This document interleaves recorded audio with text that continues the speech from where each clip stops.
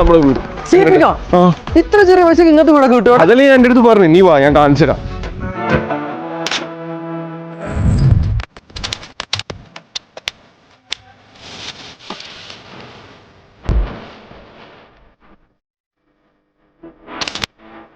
നീ കണ്ടില്ലേ, ഇത്ര സ്പേഷ്യസ് ആയിട്ടുള്ള ലേഔട്ട് ആണ്. സംഭവം കൊള്ളാം.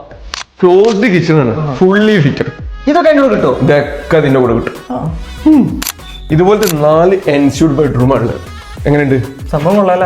അടിപൊളിയാ. ഇതിനൊക്കെ അടിപൊളിയായിട്ടുള്ള സാധനം. വാഷ്റൂം എങ്ങനെയുണ്ട്? പൊടിയല്ലേ? ചൂടുവെള്ളം വരും? ചൂടുവെള്ളം തണുത്തുള്ളൊക്കെ വരും.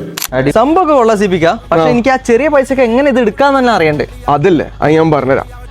നമ്മൾ ഡൗൺ പേയ്മെന്റ് 10% കൊടുക്കണ്ടേ. അത് എനിക്ക് സ്പ്ലിറ്റ് ചെയ്ത് കൊടുക്കാനുള്ള അവസരമുണ്ട്. അതായത് ഫസ്റ്റ് ഒരു 5% കൊടുക്കുക, നാട്ടിൽ ഒരു 36 ലക്ഷം രൂപ.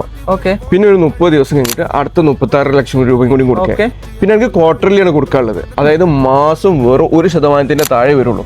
0.68% എക്സാക്ട് പറയുകയാണെങ്കിൽ. അപ്പൊ നമ്മൾ ഈ കൺസ്ട്രക്ഷൻ പീരീഡ് ഉണ്ടല്ലോ, അതിൽ ഇനി 30% കൊടുക്കണുള്ളൂ. 3 വർഷം കൊണ്ട് ടോട്ടൽ ഇനി 30% കൊടുക്കുന്നുള്ളൂ. ബാക്കി 70% അല്ലേ, അത് നമുക്ക് മോർഗേജ് എടുക്കാം ഒരു 25 കൊല്ലത്തിന്.